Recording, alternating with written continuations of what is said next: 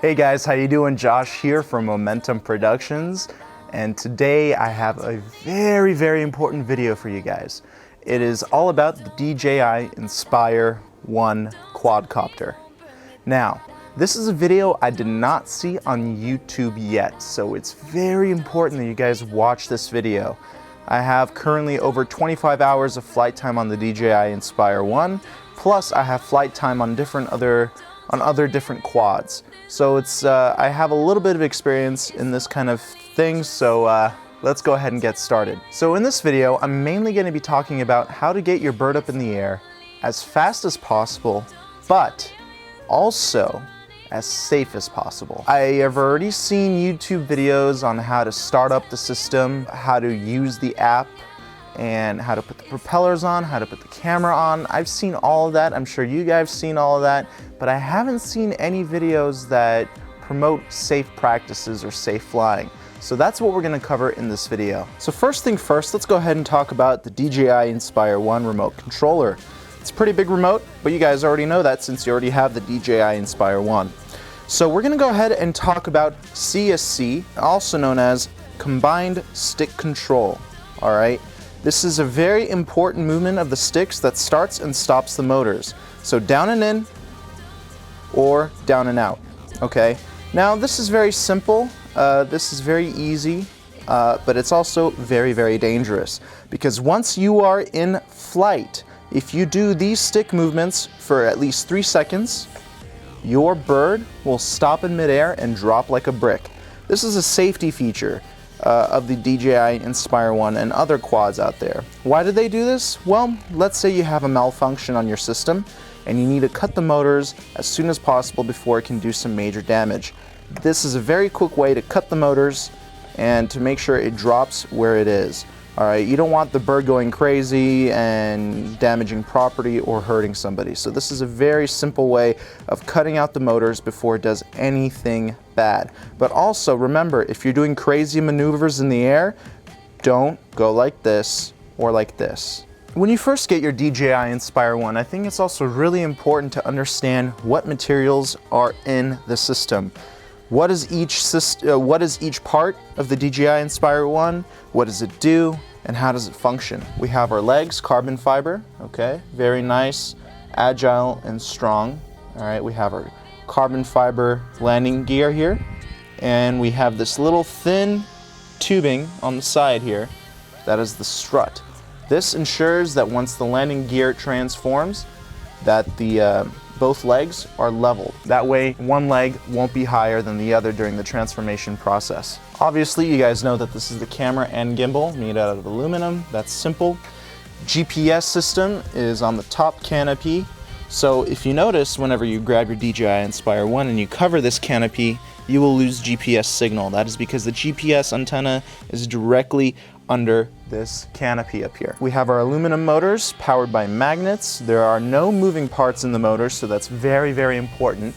I was really skeptical about quadcopters because I always thought about motors failing and stuff like that. Motors never fail. What fails is the ESC, or the computer that controls the motor. There's no moving parts in these brushless motors, so it's very important to understand that. When you do start up the Inspire 1, it is a self-check of all the ESCs, or electronic speed controllers, that are connected to the motor.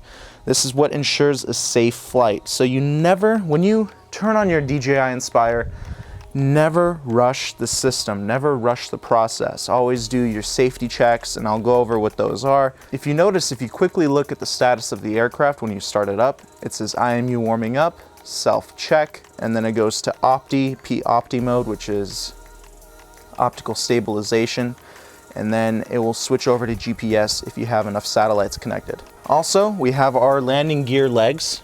This is very important because these are where all our antennas are located. Our remote controller antennas and our light bridge antennas. So I've seen some people on YouTube put styrofoam balls onto these legs so that way they can have a water landing. That is a very bad idea because you are covering up the antennas, and that can really make the system malfunction, and that's not a good thing. All right, so let's go ahead and talk about the guts. All right, what is inside the DJI Inspire 1? I kind of have an engineering and computer science background. I'm a really big nerd when it comes to technology and all that type of stuff. My dad's an engineer, a Russian engineer, in fact. So growing up with my dad, it's been quite an experience, and he's been teaching me a lot of these things. So I'm gonna go ahead and talk about the guts and the internals inside the DJI Inspire 1. So if you ever decide to repair it, you'll know what each little thing is. All right, we have our carbon fiber boom going up into the landing gear. All right, so if I turn, let me see if I can get a better angle. Oh, perfect. So we have this knuckle here going into the transformation mid-frame of the DJI Inspire 1. We have the servo motor, this little black box up here. All right, that is where the servo motor for the landing gear is. All right, it's not down here, it's not in the middle, it's all up here. We have what is called a worm drive. It looks like a big metal screw. That's directly in the center under this rubber grommet here, or rubber protector. And that's basically the gear that moves up and down, or actually makes the whole system move up and down. We have our metal brackets here, which is responsible for holding up and creating a stable transformation on the landing gears here. All right, so that's basically the landing gear design. I don't know if you guys can see this, but there's a little cable here. That's the power cable for the servo motor that goes up here. Now, a lot of you are wondering what these cables are. These little thin cables here are the antennas for connection to the remote control and the light bridge antennas. These cables go through the landing gear, tubing, and into the legs of the Inspire. These thick cables go to the ESCs and to the motors. So these are the power cables to the electronic speed controllers and to the motors. So this all goes to the front here where the flight controller is and the light bridge system. So the light bridge system and the flight controller are all located in the nose of the aircraft. That's why they put the fan there, because that's the part where it gets the most heat because of all the processing. Obviously back here is the battery, very simple. If we go down a little bit, we have the camera system and the gimbal, also all powered by the flight controller, and the sensors up here, the gyroscope sensors, actually help out stabilizing the camera as well. But you know what? Breaking everything down is actually very, very simple because technology is so crazy now. They're able to do so much with so little now. That's basically the design of the system. So we have our GPS antenna located on the top here under this cover. We have our 8.2 flight controller and the light bridge system in the nose of the aircraft. We have the landing gear jack, worm drive, and the servo motor controlling all of that up here. The battery is back there. The vision positioning module. You guys see that vision position, the little thing sticking at the bottom there? That's also connected. That's actually a very simple thing to replace if it ever breaks. Just a few screws. So what are some really good safety tips? This is something that I rarely see on any YouTube video before somebody decides to put their bird up in the air. Number one, very, very important, scout out your location. Where are you? Are there a lot of people, a lot of homes, a lot of private property? If it's over grass, worst thing that can happen, you ruin some grass. So I'm not really worried about flying over grass, but homes, people, you know, you gotta be a little less selfish when you're flying this thing. This thing is about almost 7 pounds, so if it falls from 400 feet, you could really damage some property. I have no doubt it can go right through a roof if it drops from 400 feet at 7 pounds. So it can do a lot of damage, Step 2, there's a beautiful, beautiful website called UAVforecast.com. This tells you if there's gonna be any rain, what the wind conditions are gonna be at each different altitude. So if you wanna know what the wind conditions are 500 feet up, this site tells you. So UAVforecast.com, get that on your phone. It's very important to check that before you fly in an area that you're not familiar with. All right, so that was, I guess, steps 1 and 2. All right, make sure you're flying in pretty good weather conditions. Obviously, no heavy rain, no heavy snow, no heavy wind or crazy winds, all right? The Inspire can hold up winds up to 30 miles an hour, but I never recommend flying in wind conditions that high. All right, step 3, when you're mounting your propellers, I'm not gonna show you how to do that. There's already videos online on how to do that.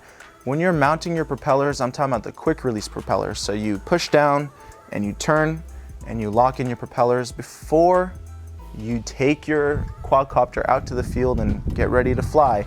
I would test the propellers a little bit. Jiggle them, wiggle them, jiggle and wiggle. Make sure they're not loose, all right? This is why you hear horror stories of propellers flying off, the quick release ones. It's because nobody actually checks the propellers before they fly. You never know, some plastic piece might be broken in there. And if you wiggle it and test it out and it's sturdy, you know for a fact it'll be sturdy during the flight. So that's very, very important. A lot of people, if you read the forums on DJI's website, people are saying that the battery will shut off on its own if it goes under 10%. That is absolutely not true.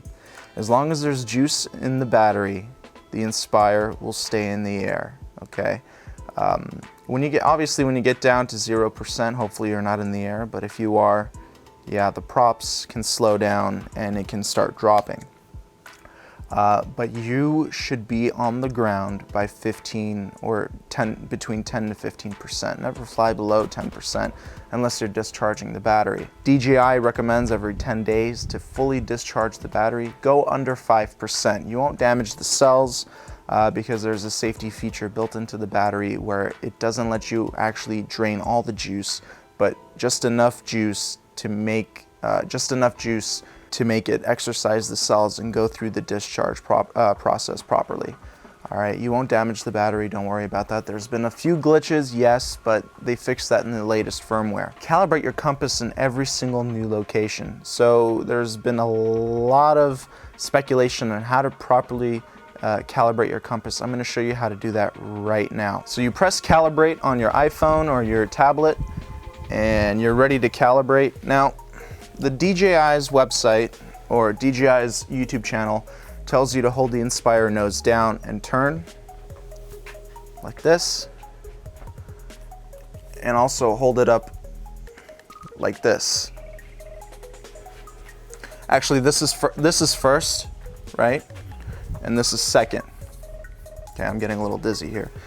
But that's not the best way to calibrate your compass. That's not the most accurate way.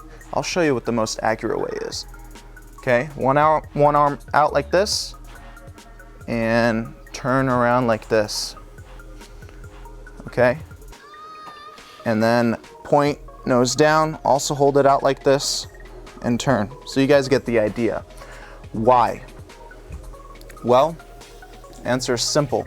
When you're going out like this, you're actually creating a wider and bigger perimeter, making it for a less accurate compass calibration. However, if you hold out your arm like this and turn, you're not really going anywhere, you're staying fixed, but the Inspire is just turning in that fixed location. So if you're holding it out, you're actually going in a circle instead of staying in a fixed position. You should be connected to at least 6 to 8 satellites before you take off. Before you fly away, all right, before you're ready to fly, have it hover for about 20 seconds and listen for any defects. Make sure that it responds to your thumbstick controls, okay? It's very, very important before you take off. Make sure it's very stable in the air. Make sure you don't hear any weird things going on. Make sure the transformation goes up nice and smoothly. No weird noises, and make sure that it's responsive to your controls. Then let it go. I will post in the description a really, really detailed flight checklist and pre-flight checklist, so make sure you check that out. Also, this is very important. When you charge your Inspire, the power brick that connects into your battery, you know, the power charger, it heats up quite a bit. So instead of putting it on a carpeted surface, don't do that, it's dangerous. No carpeted surfaces, and probably not even wooden surfaces. I like putting it on maybe marble or granite, some sort of rock. That way it keeps the power brick cooler and a less chance of a bad accident. Wood heats up quite a bit, but rock stays pretty cool, and it helps the power brick stay cooler. So that's very important. I haven't seen anybody else talk about that, so I just wanted to let you guys know about that. Very important, after every 200 flights, make sure that your screws are nice and tight, never over tighten. Once you can't turn it with a screwdriver anymore, that's it, it's torqued enough. Never over tighten, because it is plastic where the screws are going in, and you can crack the plastic and then you're gonna be in trouble. So make sure the motors are nice and snug and the screws are tightened. Those are the main screws that you really have to worry about, because that's where all the vibration is going. So make sure those are nice and tight. And obviously guys, read the manual. If you just got your DJI Inspire 1, read the manual. That should have been in the beginning of the video, but read the manual. All right, it's very, very important. Things that I did not talk about in this video, I have seen in other videos, so I don't want to bore you with that. I decided to tell you guys things that I did not see on the internet yet or on YouTube. So make sure that you do your research. Watch my video, watch other people's videos when they talk about how to set up the Inspire. And if you have any other questions, please email me at info@capturethemomentum.com. Visit my blog. I have a new blog. It's also on my site, capturethemomentum.com/blog. So check that out. I'm going to post a lot of cool, neat tips and tricks and secrets on how to become a better videographer and cinematographer. And I would love for you guys to comment there, because I'm just launching it now, and I hope to see you there soon. If you have any comments, please comment. Likes, dislikes, go somewhere else. But yeah, if you have any ideas or any topics that you would like me to go over, please email them or comment below, and I will make these videos for you guys. Thank you so much. If there's anything I missed, again, also put it in the comment section below. All right, guys, and please subscribe. All right, capturethemomentum.com. I'll see you guys soon.